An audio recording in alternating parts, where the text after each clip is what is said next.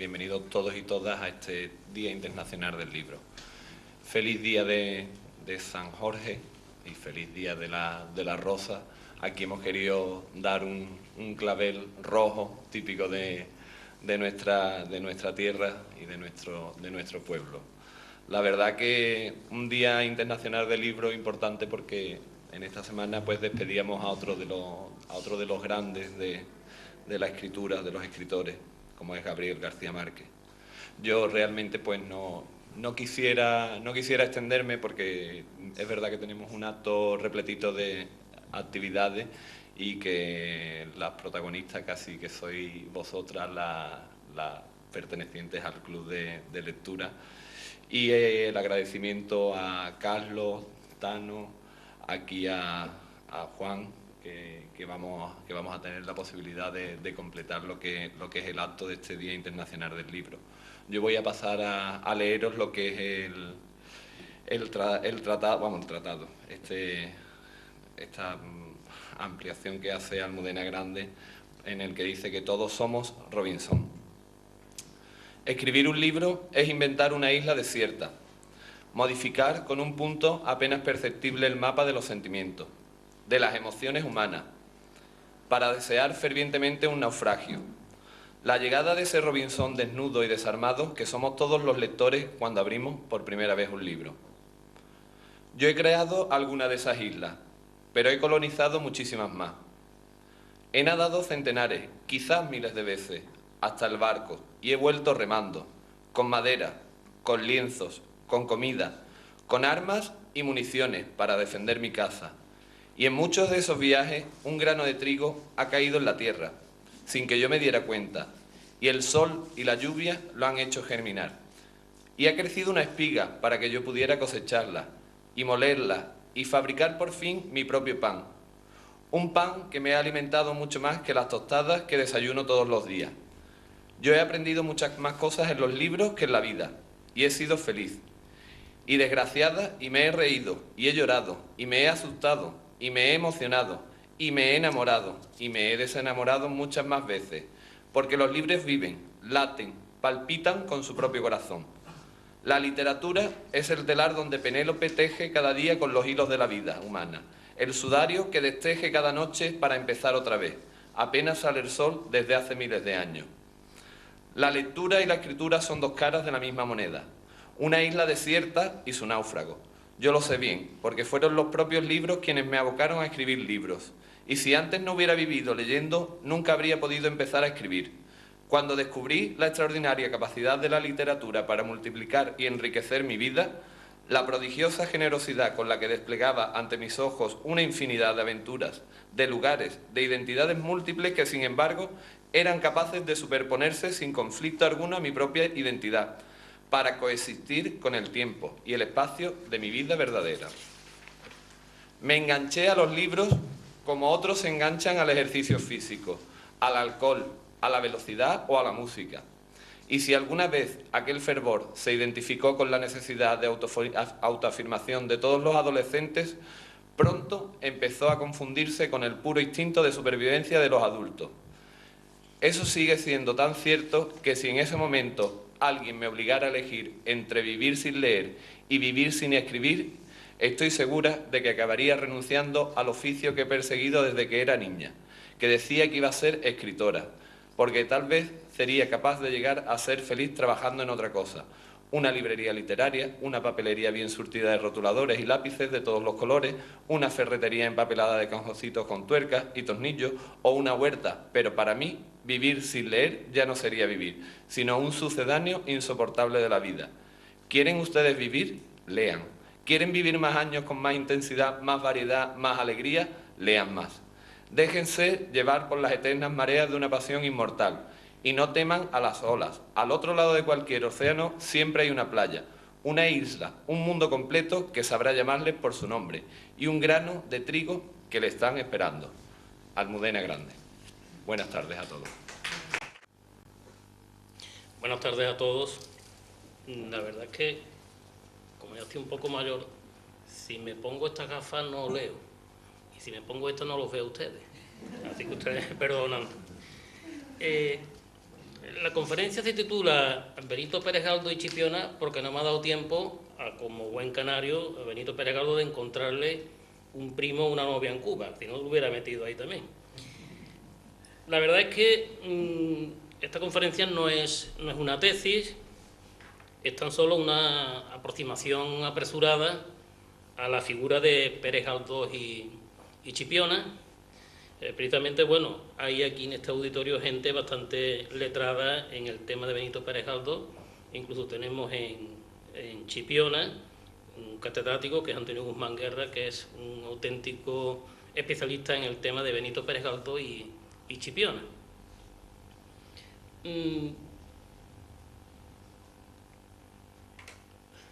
Ilustra esta conferencia en su primera fotografía un azulejo que está en el Parnasillo del Príncipe, que es como una taberna, un tabanco, en el barrio de las Letras de Madrid.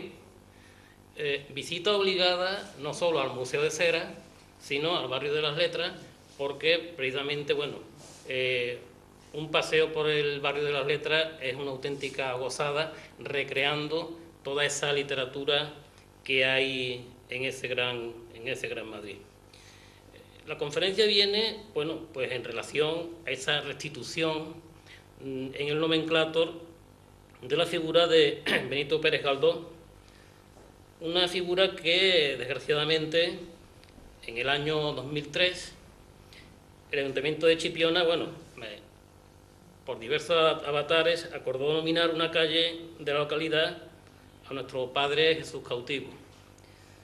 Esta nominación, que era hecha con bastante buen criterio, en base a los merecimientos que tal imagen y que su hermandad tiene para Chipiona, tuvo sin embargo un fallo garrafal por parte de los municipios, digo yo, pues ya sea por osadía o por desconocimiento.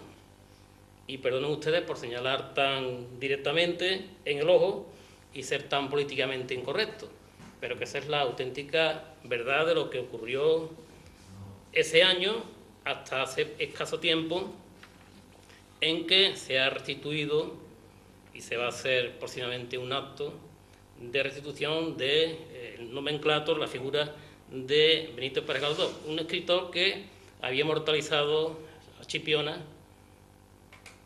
en los episodios nacionales.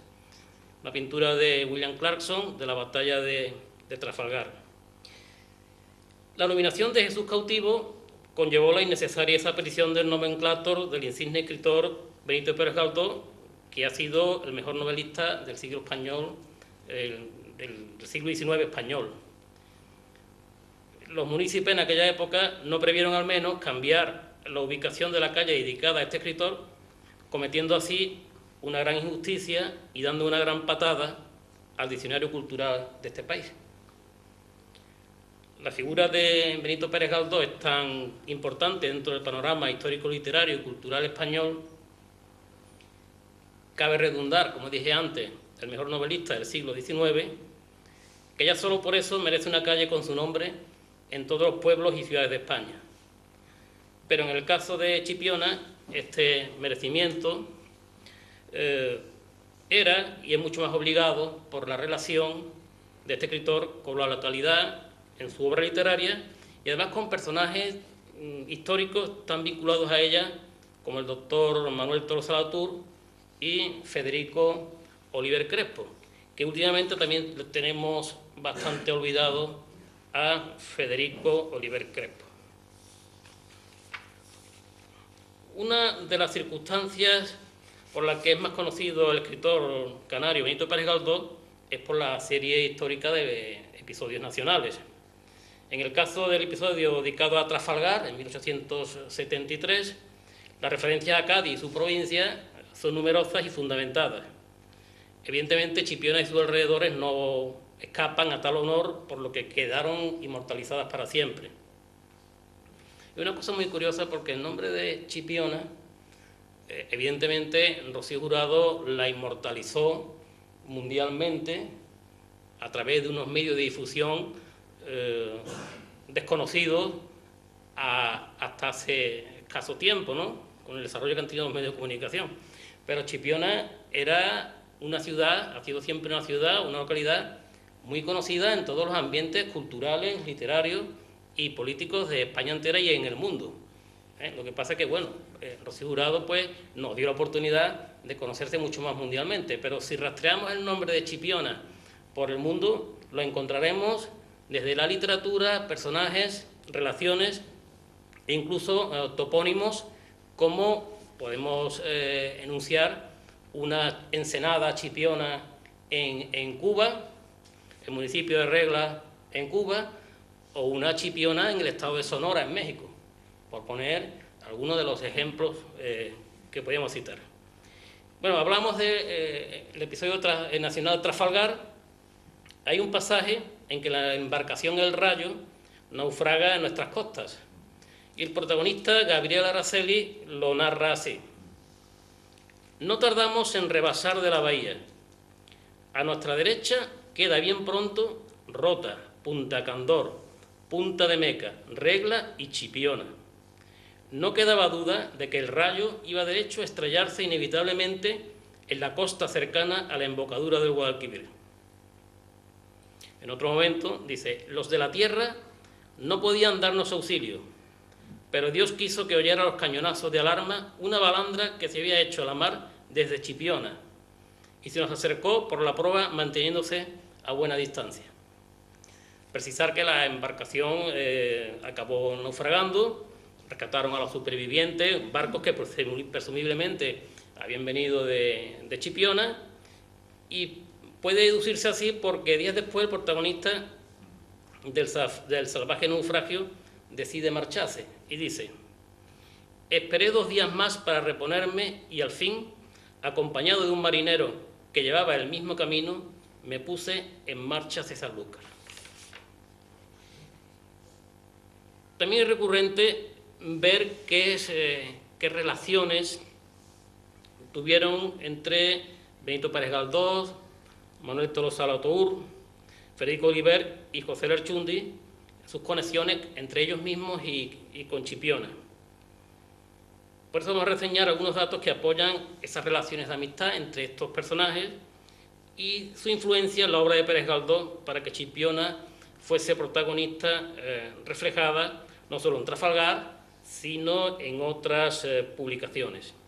Precisamente la foto que ilustra esta secuencia, este comentario pertenece a una tertulia de la casa de Tolosa Latour, en la que Galdós lee una de sus obras ante un selecto auditorio, a la derecha o a la izquierda, no sé muy bien, se aprecia un óleo del padre Lerchundi, allí al fondo, que fue pintado por el retratista gaditano Federico Godoy, el llamado El Mudito de Cádiz, que posteriormente regaló a su viuda y que actualmente se conserva en el Museo del Santuario de Regla.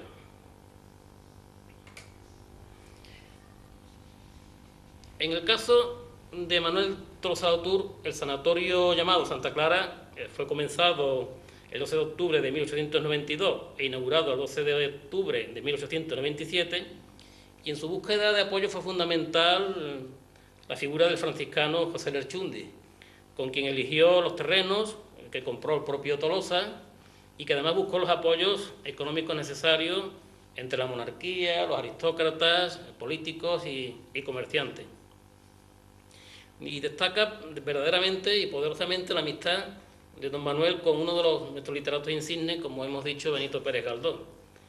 Esta amistad merece unas líneas aparte, ya que don Manuel y el escritor canario tuvieron una gran compenetración, como queda patente en la abundante correspondencia que mantuvieron al menos entre 1882 y 1916. O sea, esta correspondencia es inmensa, podía dar lugar, pues, como decíamos antes, a una tesis, a un estudio mucho mayor. Bueno, y en esa correspondencia en la que ambos se tuteaban, se gastaban bromas, y según parece es un hecho insólito porque fue el único corresponsal del escritor que alcanzó tal confianza. Manuel Tolosa Latour acudía a todos los estrenos acompañado de su mujer, y a su vez don Benito acudía con frecuencia a la casa de Tolosa Latour en el número 133 de Atocha. Actualmente no sé si el número 133 de Atocha coincide con la casa de Tolosa Latour o con algún puticlub de allí, porque es lo que se ha convertido en la calle Atocha. No era raro que Pérez Galdós le consultara y se dejara aconsejar sobre personajes, textos u otros elementos teatrales. De hecho, bueno, pues la foto que ilustraba en el anterior comentario pues da prueba de esa relación de lectura de obras, de intercambio de pareceres, ¿no? Bueno, por fijar un poco cómo muchas obras de Galdós fueron llevadas al cine y a la televisión, y muchas obras de Galdós reflejaban también la proximidad con Chipiona y con personajes relacionados con Chipiona. Bueno, el personaje literario de Pérez Galdós, el doctor Augusto Miquis, que aparece en la obra La desheredada, de 1881, no era sino el propio Tolosa Latour. Edmond Rogers ha analizado en profundidad algunos componentes ideológicos interesantes en Pérez Galdós, que no cabe duda compartía con su amigo Tolosa Latour, que era, entre otros, la defensa de la lengua española frente a los embates foráneos. Esto siempre ha sido una lucha nuestra y siempre va a seguir siendo así. Un pan-iberismo, que era, bueno, la aproximación de Andorra, Portugal, Gibraltar, España, en una sola nación que se llamaría Iberia. Que suena a compañía aérea, pero esto sería el pan-iberismo. Y hasta cierto punto un hispanoamericanismo lingüístico, así como la necesidad de europeizar culturalmente a España. Es decir, que los pensamientos de estos señores no eran baladíes, eran como bastante importantes. Es justo comentar que Galdós le dedica varios personajes de sus novelas a su amigo Tolosa, y cabe destacar especialmente, como dijimos antes, el doctor Augusto Miquis. En algunas cartas enviadas a Galdós firmaba como Miquis. Augusto Miquis aparece en Tristana. Precisamente aquí aparece la actriz Catherine Deneuve en el personaje de Tristana, dirigida por Luis Buñuel. Luis Buñuel, pues, uno de los mejores directores del cine español, un poco irreverente, un poco discutido, en fin, como todos los genios, pues tiene sus concita o los amores más grandes o los odios más encendidos. Bueno, la actriz Catherine Deneuve concita todo lo bueno, porque ha sido y es aún todavía una de las actrices más bellas y mejores del cine francés, del cine mundial. Bien, Augusto Miquis aparece en Tristana, en Lo prohibido, en Torquemada o en La desheredada, en la que Galdós escribió sobre el carácter de nuestro sabio autor.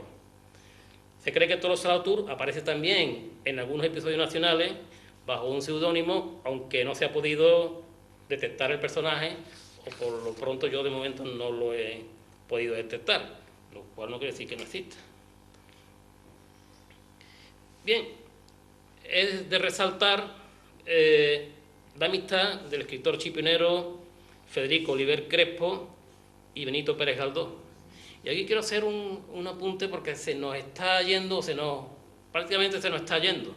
Hace muchos años conocemos que el director de cine y escritor Jaime Darmiñán, que ha sido Goya de honor este último año, es nieto de Federico Oliver Crespo. Y toda esa sabiduría, pues, nos la hemos perdido en Chipiona. Eso es otro dedo en el ojo. No en vano, la mujer de Oliver Crespo, la llamada actriz Carmen Cobeña, interpretó casi todas las obras teatrales de Pérez Galdós, ejerciendo Oliver Crespo. Aquí tenemos una foto de Carmen Cobeña, ejerciendo Oliver Crespo, como decía, de director o empresario. También existe una comunicación epistolar entre el chipionero y el canario, basada en esas relaciones amistosas y profesionales.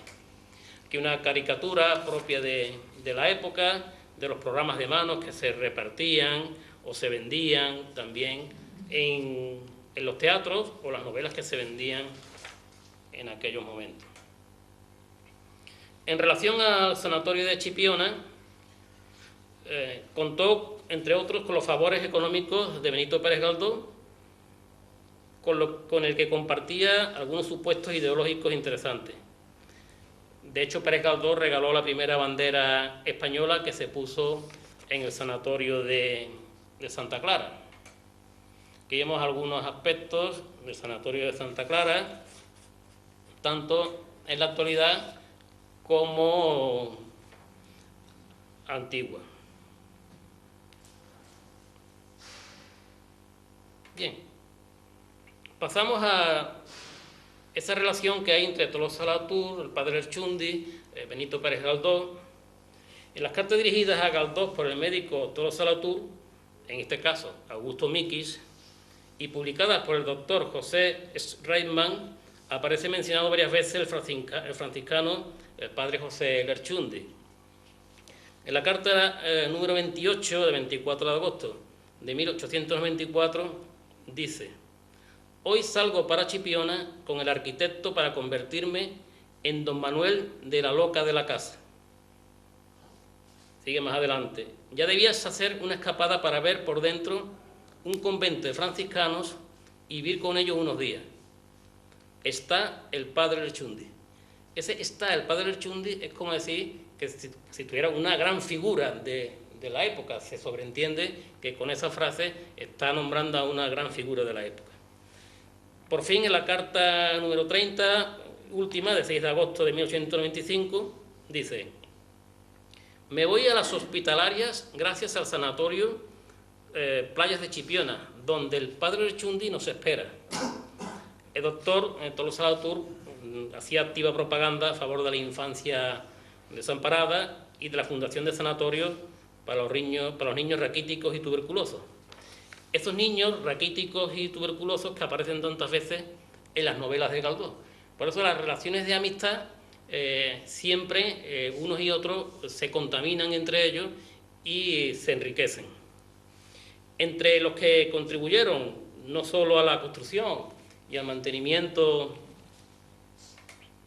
del sanatorio, hay que señalar al propio Galdós, que en 1904 se dio una función del abuelo a beneficio suyo e entregó toda la cantidad recogida al sanatorio de Chipiona.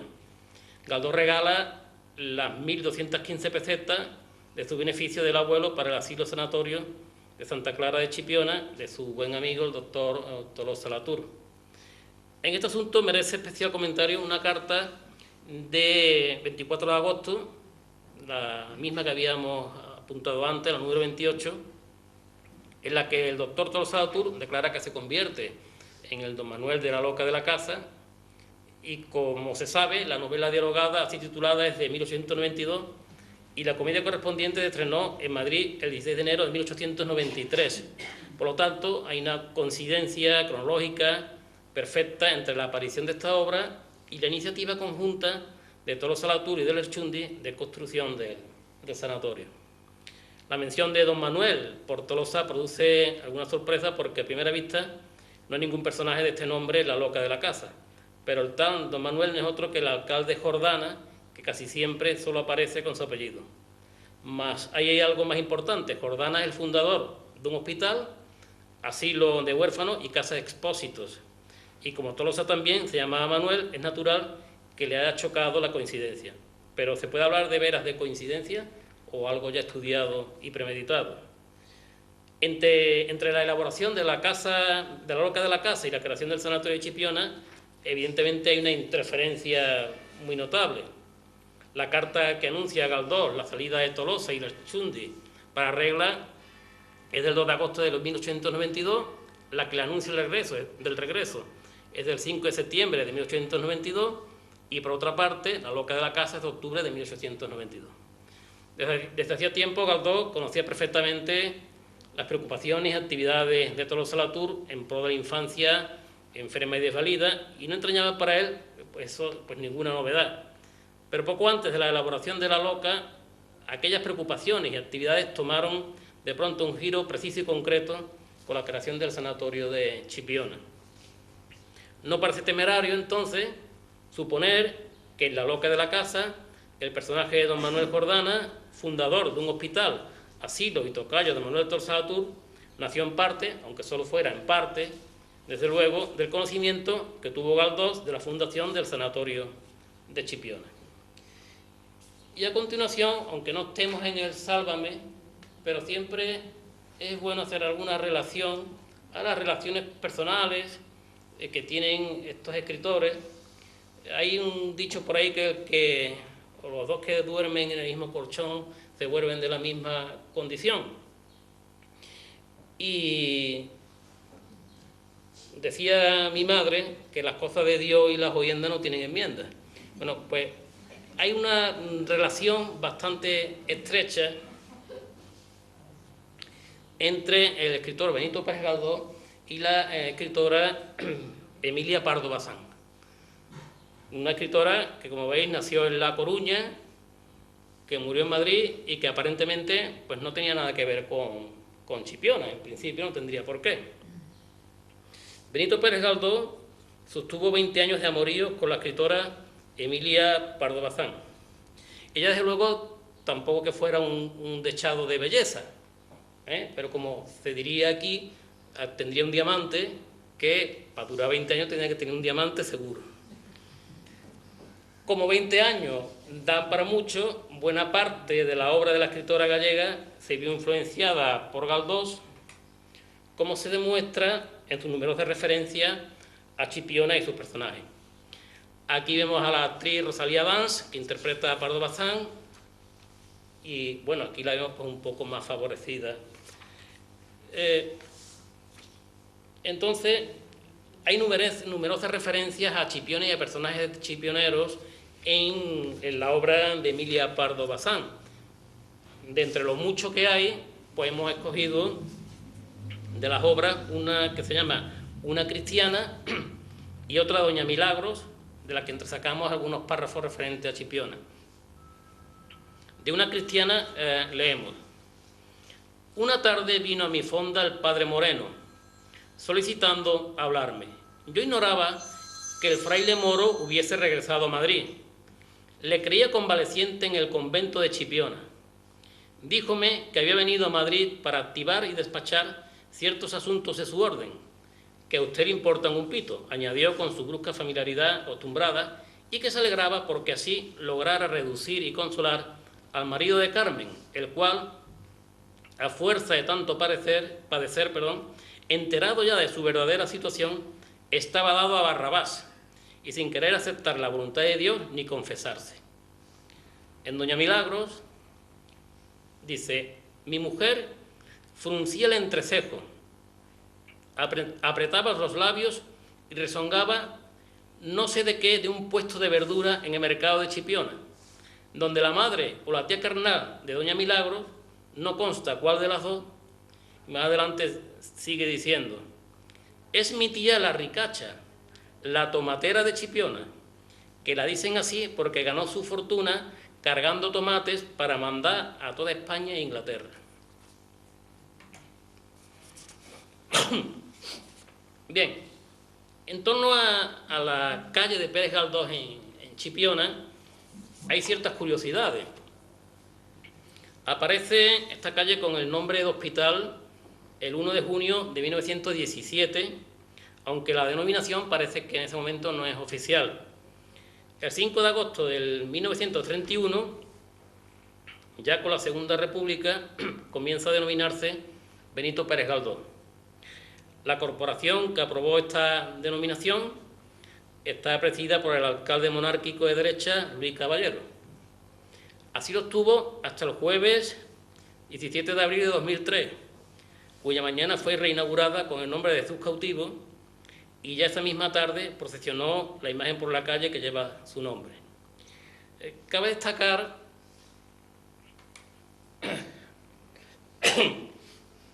que bajo la denominación de Pérez Galdós tenía su confluencia con la calle Doctor Tolosa Latur, esta que aquí discurre por detrás. una circunstancia que no parece que fuera casual.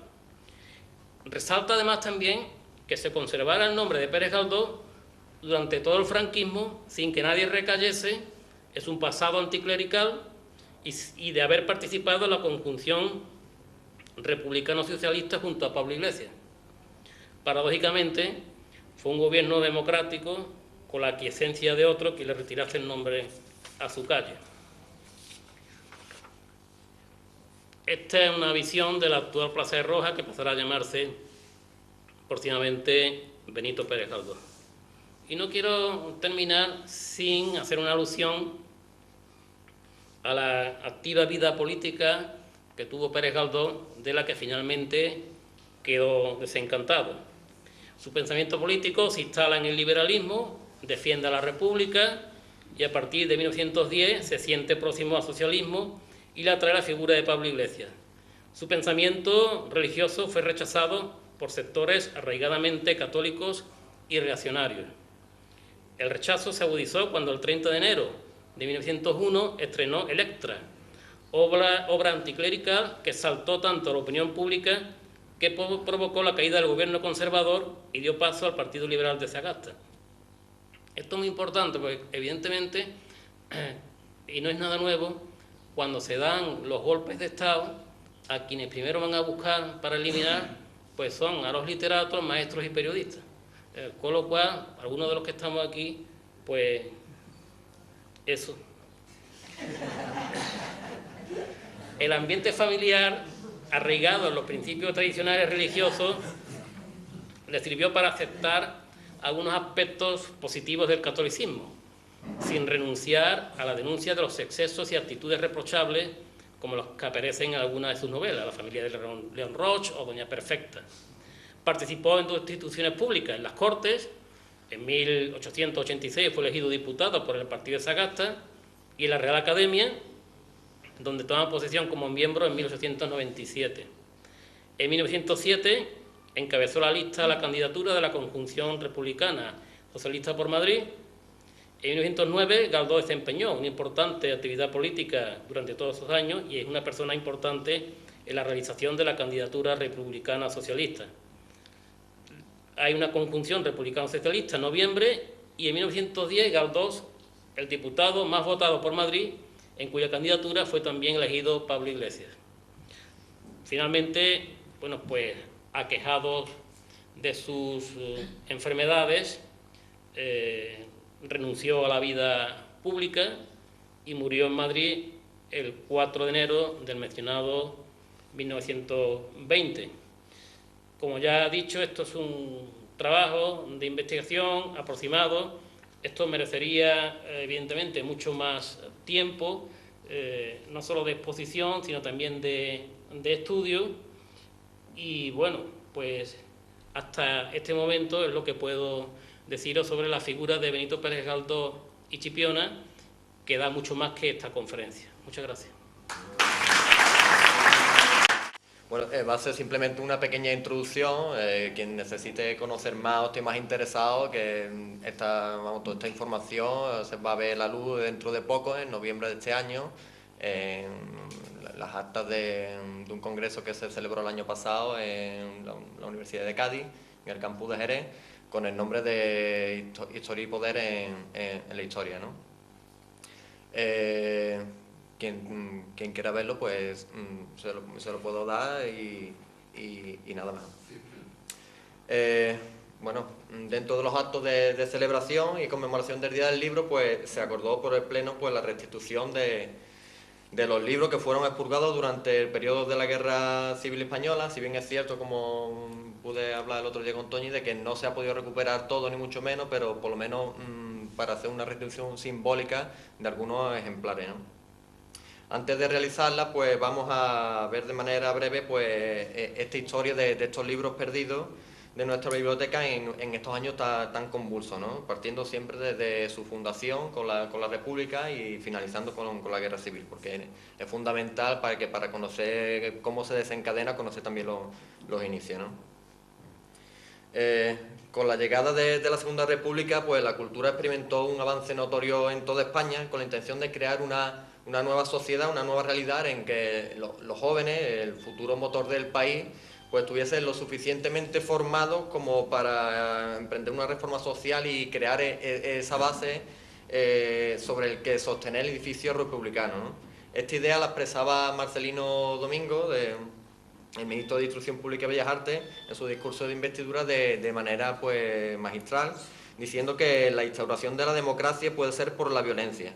Su consolidación solo es posible por la cultura. Donde la cultura falta, el sistema democrático se pervierte, se esteriliza, se desfigura o cae, no por la presión exterior, sino por la interna consumición. No lo derriban, se desploma. Para conseguir elevar el nivel cultural de los pueblos y hacer de sus habitantes pues auténticos ciudadanos formados, ¿no? Desde el Ministerio se creyó necesario pues acometer diferentes procedimientos y ensayar nuevas formas de influencia educativa en el pueblo, ¿no? Para esta labor se creó a través del decreto del 29 de mayo del 31 el Patronato de Misiones Pedagógicas, encargado de difundir la moderna orientación docente a través de las escuelas, también a través de teatro, como puede ser la compañía famosa de La Barraca, ¿no? Incluso bibliotecas circulares, ¿no? Hay que tener en cuenta que España en estos momentos estaba en torno al 30% del analfabetismo, ¿no? Un 23,6% en los varones y un 38,1% en las mujeres, aunque en lugares como Chipiona este porcentaje era mayor y oscilaba entre el 40 y el 50%. Para el desarrollo de las actuaciones, a través del patronato se crearon varios departamentos, como la Junta de Intercambio y Adquisición de Libros, encargada de facilitar la creación de bibliotecas municipales. Gracias a esta institución pues, se creó la Biblioteca Municipal de Chipiona en enero de 1934, de la que hace pocos meses pues, se han cumplido ya 80 años. Y esta junta pues, realizaba a través de donativos la fundación de bibliotecas, ¿no? Para cada municipio, en función del número de habitantes, se recibiría un número de libros. Para municipios con menos de 1.000 habitantes se destinarían 150 libros. Para municipios entre 1.000 y 3.000 de 300 y 500 volúmenes para municipios con más de 3.000 habitantes, ¿no? A esta solicitud, la solicitud que presenta el ayuntamiento, le correspondían 500 volúmenes por superar los 3.000 habitantes, teniendo en cuenta que Chipiona por esa época rondaba los 5.000, según el INE, el Instituto Nacional de Estadística, exactamente que correspondía en 1930 a 4.947 habitantes, ¿no? Este es el sello que podemos ver en las actas de la Junta Local de Bibliotecas, y este era más o menos el municipio que nos podíamos encontrar, costumbrista y sobre todo centrado en la agricultura, ¿no? En la acta de constitución también se recoge el primer bibliotecario, que fue en Miguel Espinosa Pau, y los municipios a su vez estaban obligados a ofrecer un local para albergar la biblioteca. Para ello se habilitó un espacio situado en la plaza del ayuntamiento, y que es el local que hoy todos podemos conocer, que está sentado la radiotelevisión de Chipiona, ¿no? Tenemos aquí una foto que hizo el inspector de biblioteca Vicente de la Llave, que después tuvo que emigrar a Francia, calcularlo, ¿no?, en la sociedad, ¿no? Esto llevó a que de forma temprana se diseñaran medios para controlar los fondos bibliográficos. Una de las primeras pues, fue a través de la orden de 4 de septiembre de 1936, a través de la cual se establecía que por los gobernadores civiles, alcaldes y delegados se procedería a la incautación y destrucción de cuantas obras de matiz socialista o comunista se hallase en bibliotecas ambulantes y en escuelas. Asimismo, esa orden establecía que en las escuelas solo podían ser consultadas obras cuyo contenido correspondiese a los santos principios de la religión y de la moral cristiana. Se insistía que era un caso de salud pública para hacer desaparecer todas estas publicaciones, ¿no? En nuestra localidad, esto se tradujo en la revisión y retirada de 24 libros Y estas primeras depuraciones se realizan sobre obras que por su título o bien por sus antecedentes se conocían que eran propagadoras de ideas liberales o contrarias al nacionalcatolicismo, ¿no? A esta disposición pues le siguen otras, como el decreto de 23 de diciembre de 1936 de prohibición de libros pornográficos, entiéndase por pornográfico como que es algo que atenta a la moral, ¿no? Por el cual se declara ilícito el comercio, la producción, la circulación de libros, folletos y toda clase de impresos y grabados de la literatura socialista, comunista y libertaria. Pero en este decreto, en su artículo 3º, se dejaba abierto una pequeña ranura, ya que las bibliotecas de empresas y sociedades no tenían que entregarlo, pero se insistía en que tenían que poner el más escrupuloso cuidado en el servicio de ellos, en su conservación y vigilancia. Es decir, que en caso de que un libro, a pesar de tener un contenido contrario al ideario del alzamiento nacional, tuviera un reconocido valor científico, podría salvaguardarse, ¿no? Y ser consultado por lectores de reconocida capacidad, ¿no? Que no vieran peligrar su moral por la influencia de estos libros. Esta ranura se cierra con la orden de 16 de septiembre del 37, en la que se argumenta que, como aclaración al artículo 3º, que dejaba abierto esto antes, es preciso proceder a retirar de las bibliotecas públicas toda publicación sin valor artístico o arqueológico reconocido. Sirva para su lectura propagar ideas que puedan resultar nocivas a la sociedad.